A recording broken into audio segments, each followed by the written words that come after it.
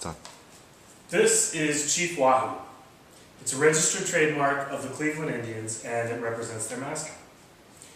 This is an obviously racist depiction of an African-American man from a Disney cartoon in the early 20th century. I printed this out not to be offensive or incendiary, but so that we could take a second and actually look at the similarities between the two. Both of these play off of racial stereotypes to create a caricature. And yet, while this one was pulled from Disney shelves after a boycott by the NAACP, Chief Wahoo continues to be bought and sold and traded around the world, despite concern from tribal elders all around the nation. The image of Chief Wahoo is one we see so frequently, it's instantly identifiable to most of us. And for those of us who are sports fans, it carries meanings and associations beyond just the image itself. But how often do we think about what Chief Wahoo really represents?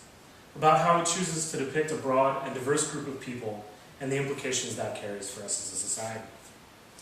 I plan today on showing how these types of characterizations perpetuate damaging stereotypes and make the case for their removal, particularly the Cleveland Indians mascot Chief Wahoo and the name Washington Redskins. We'll talk about ways to move forward, but the first step must be to get rid of the two most blatantly racist mascots in pro sports. When most fans see images of Chief Wahoo, their first reaction isn't, wow, that's really racist. It's usually more like, oh, it's the Cleveland Indians. And the same goes for the Washington Redskins, a name that comes from a derogatory slur. There are those who claim that these mascots represent pride and respect for a Native American tradition. But at least as far as Chief Wahoo and the term Redskins goes, we've chosen a strange way to show our respect. Susan Harjo, who's a Native American activist, was quoted in Sports Illustrated talking about the term Redskin. She says, "There's no more derogatory word that's used against us, about us in the English language. It's a terrible insult." This insult is the name of the NFL franchise in our nation's capital. We see and hear these things so often, we become desensitized to the racism within. As Tamara J. Ferguson from Utah State University explains, as we become desensitized to these characterizations, they begin to seem normal to us. And they affect the way that we construct the idea of the race of Native American, both as a society and as individuals. And while this happens subconsciously, this stereotyping actually leads to discrimination.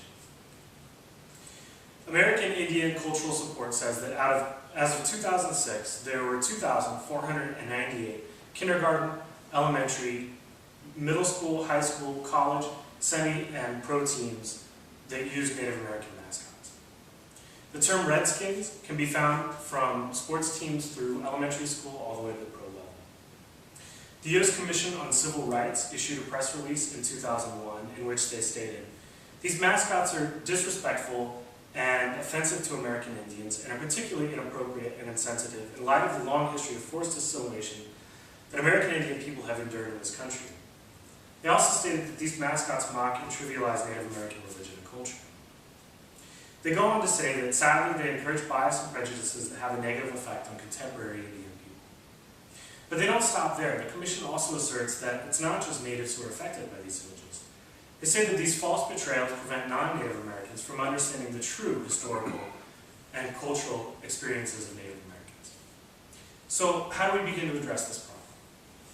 Well, my ideal solution would be to immediately remove all depictions of Native American mascots in all levels of sports, but since this seems like an unreality at the moment, a more realistic place to start is to get rid of the two most overtly racist mascots in the pro level, and that's Chief Wahoo and the Washington Redskins.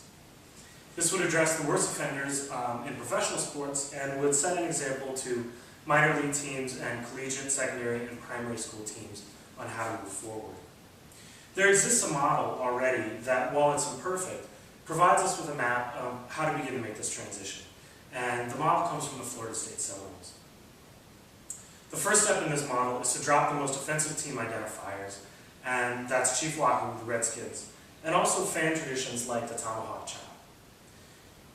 Excuse me. Since neither the Cleveland Indians nor the Washington Redskins have an affiliation with any specific tribe, the next step is to consult with local tribal leaders in their areas and find ways to replace the old traditions with more positive and accurate depictions, assuming they're given permission from those tribes. Lastly, it's important to monitor the progress of the change and be responsive to tribal concerns moving forward. USA Today states that in 2001, the NCAA imposed sanctions on Florida State University after finding that their depictions of their mascot, which is a Seminole Native person, were deemed inappropriate. The school reached out to Seminole tribal leaders and worked with them to develop representations that were more accurate and that the leaders found inoffensive, and also upheld the tradition of school pride that Florida State was interested in. Not all Seminole people were satisfied, but like I said, this isn't an ideal solution, this is a first step. And it was a positive step. The NCAA in 2005 lifted the sanctions. The University of Utah Utes sought similar consultation with Ute tribal leaders, and today they maintain a positive and open relationship with the tribe.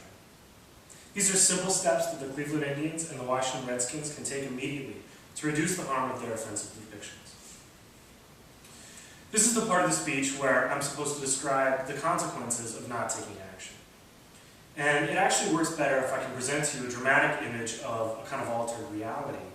But sadly, in this case, the best I can do is offer an image of the present. A present where we continue to buy and sell millions of dollars a year worth of hurtful images of racism, all the while ignoring pleas from those that we heard asking us to stop. It doesn't have to be this way. I hope I've shown a first step towards ending these disgraceful depictions, and while it may seem like these are steps for others to take, there's something we can do.